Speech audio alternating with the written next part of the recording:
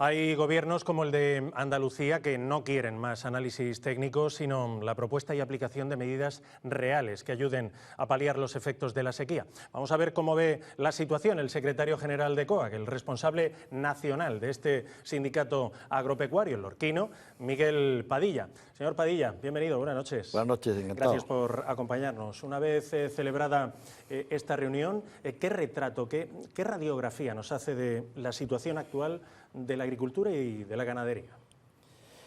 Bueno, se refiere a la mesa de la sequía, ¿no? La mesa de la sequía, en definitiva, era una mesa de estudio y de análisis, ¿no? Por eso no esperábamos ninguna decisión política, entre otras cosas porque el formato que tenía la dirigía una subdirección general, con lo cual no tiene capacidad de decisión política. Es verdad que lo que se ha analizado ya es importante, sobre todo por las aportaciones y el contraste de los datos, aunque nosotros teníamos ya el estudio de la valoración en el mes de agosto, toda la situación de la reserva de los embalses, hay cuencas donde el déficit hídrico es muy importante, la verdad, y sobre todo el secano, donde a nivel general, es decir, ya no hay tantas zonas que sí, zonas que no, sino prácticamente todas están en esa situación.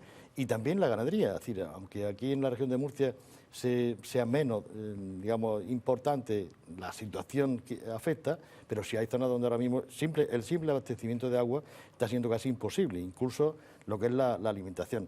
Por tanto, el análisis prácticamente ya lo teníamos y lo que esperamos a partir de hoy, porque prácticamente es un poco como, digamos, preceptivo de hacer la mesa de análisis de hoy, es que en los próximos días haya una reunión política donde, una vez obtenido todos esos datos y contrastados, tengamos decisiones políticas que sean importantes para aliviar la situación. ¿Cuáles son los problemas más importantes a los que se enfrentan en este momento los profesionales del campo? Bueno, ahora mismo la verdad es que el contexto es muy difícil, como se sabe, ¿no? Es verdad que en el resto de la sociedad también, pero venimos de una pandemia donde la situación fue difícil, sobre todo el trabajo en la agricultura, la actividad agraria fue difícil. Se complicó con el incremento de los costos de producción en el segundo semestre del 2021 y se agravó enormemente con la guerra de Ucrania, ¿no? y de Rusia. Por tanto, en ese contexto, pues se nos vuelve a agravar muchísimo más con la situación de la sequía, donde había una merma a nivel nacional importante. Dese cuenta que en el secano una parte importante de las producciones se han perdido casi el 80%, que ya veníamos también de otras adversidades climáticas en primavera, como fueron las heladas, las fuertes granizadas, incluso la calima que ha habido después, con lo cual, entre las adversidades climatológicas, el encarecimiento de los costos de producción tan importantes y toda la situación que arrastrábamos de precios, pues ciertamente es un contexto preocupante. Siempre hay algo que afecta al sector primario y aún así el campo, el sector en general resiste. Bueno, resiste hasta cierto punto, ¿no? Porque lo cierto es que una vez que se va endeudando, lo que no podemos permitir es que llegue a un límite donde existe ya una reconversión, y de hecho ya está existiendo, en algunas producciones está existiendo una reconversión importante de desaparecer explotaciones o de disminuir, digamos, la capacidad productiva que tienen, ¿no? Lógicamente, nuestra obligación es mantener que eso no ocurra, entre otras cosas, porque se pierde la viabilidad de estas explotaciones y, lógicamente, nosotros producimos alimentos, es decir, lo que es la producción nuestra es cumplir todos los días con la alimentación de la sociedad. La semana pasada la ministra Teresa Rivera dijo que los trasvases que ya no tienen sentido, ¿no? No sé si comparte esta reflexión de la titular del Ministerio para la Transición Ecológica. No, la verdad es que no comparto muchas cosas con la titular de Transición Ecológica, esa es la realidad. Y entre otras cosas porque no ha tenido la dignidad de reunirse con los representantes de los agricultores y ganaderos de este país, desde que es ministra, ¿no? Partiendo de ahí, pues lógicamente cuando se adoptan decisiones y se legisla, como se están legislando, con decisiones que afectan directamente a los agricultores y los ganaderos y ni siquiera se cuenta con la opinión de las personas que realmente conocen la realidad, pues a veces pierde bastante legitimidad.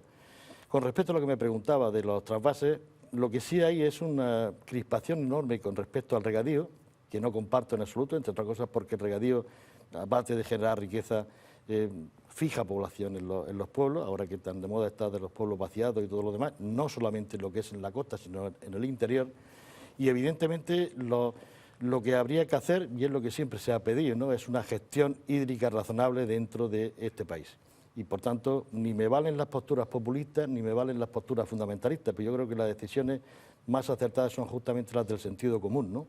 Y habrá momentos donde hace falta trasvase, hará falta interconexión de cuencas, desde luego hace falta, digamos, tener reservas hídricas importantes para situaciones difíciles como esta, y no, el culpable no puede ser, digamos, siempre la opinión es que el regadío consume mucha agua y es el culpable de todo esto.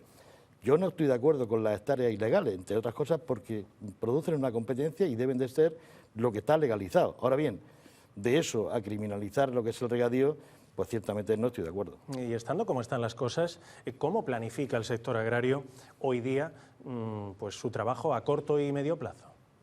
Bueno, no es fácil, es verdad. Entre otras cosas porque la viabilidad de las explotaciones es una empresa más, son unas más grandes, más pequeñas, medianas, donde hay una serie de recursos y donde tú tienes una planificación. Y es quizá distinto a otras actividades porque dése cuenta, por ejemplo, en la región de Murcia ahora mismo la planificación de todo el invierno ya está hecha. Es decir, ya se comenzaron a hacer las primeras plantaciones y eso nos va a llevar hasta el mes de mayo del año que viene, ¿no? Por tanto, esa planificación y ese prever los recursos económicos para hacer frente a toda esa estructura, pues tienes que tenerlos, ¿no? Y por tanto, si en el camino te encuentras con grandes dificultades y sobre todo que los precios no te compensan los costos de producción, pues evidentemente se produce una quiebra en la mitad del camino que al final de la planificación, pues lógicamente tienes que pensar qué vas a hacer en la siguiente. Claro, eso le iba a preguntar, ¿cómo va a ser este otoño en la agricultura y en la ganadería, en particular aquí en la región? Porque, como estamos hablando, es que está subiendo todo, ¿no?, los costes de producción incluidos. Sí, poca diferencia con el resto de las comunidades autónomas, en el sentido de que los costos de producción son prácticamente iguales, las materias primas valen en todos los sitios igual.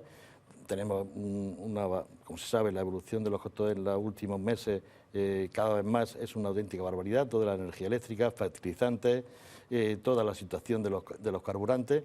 Cualquier materia que se necesita dentro de la agricultura y ganadería en el último año ha sufrido un alza de precios impresionante, ¿no? Es decir, claro, se ha ido salvando de alguna manera porque ha habido una reducción de la producción y eso ha supuesto, quizás dentro del mercado, que se ha podido pagar algo más dentro de la producción. Pero si ocurre de que hay un colapso en cuanto a los precios, con los costos de producción que tenemos, yo le puedo asegurar que en los próximos meses puede ser una situación muy difícil. Usted va a cumplir el primer año como responsable nacional, como máximo responsable de la organización COAG. ¿Cómo ha sido este primer año? ¿Qué balance hace? La verdad que ha sido, bueno, se cuenta que fue el 20 de octubre, el 20 de octubre hará un año, y ciertamente yo creo que ha sido me han puesto los exámenes más difíciles, aunque bueno, la teoría económica siempre dice que por muy mal que esté, es susceptible de estar peor.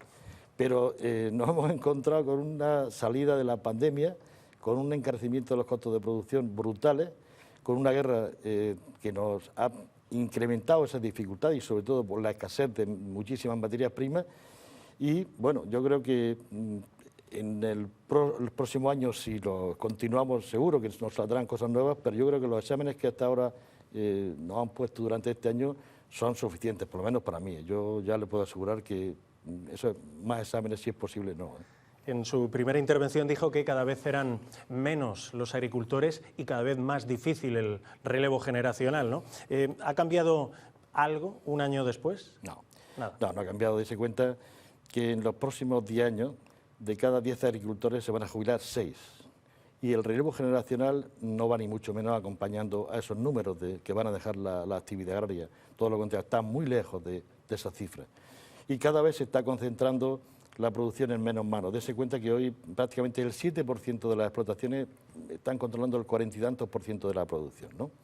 Por tanto, el envejecimiento de la población agraria y el que no se incorporan no hay suficiente relevo generacional para suplir esas personas que se jubilan, pues va a llegar un momento y sobre todo, es decir, los datos son los datos, ¿no? Hemos dicho, dentro de 10 años, por la edad de jubilación que tiene la mayor parte de los activos agrarios, pues va a haber un problema, desde luego, sobre todo porque no hay esa sustitución. ¿Qué va a pasar? No va a faltar producción, sin duda alguna. Lo que sí es verdad es que va a haber muchísimo menos activos agrarios, se va a concentrar digamos, esa producción en menos manos, en más empresas, y lógicamente eso a nivel económico desde mi punto de vista no es positivo, porque nosotros defendemos un campo con agricultores y con ganaderos, que yo creo que es la verdadera riqueza de un país, es decir, no que haya una macroproducción, sino que haya esa misma producción repartida en muchísimos más activos que en pocos activos agrarios. Miguel Padilla, gracias por habernos hecho este retrato de la situación del sector agropecuario. Pues ha sido un placer, la verdad, de compartir con vosotros estos momentos. Y es además el primer entrevistado en este nuevo plató. Bueno, es un honor. Muchas gracias. Muchas gracias. Buen viaje de camino de vuelta a Lorca. Gracias. Continuamos con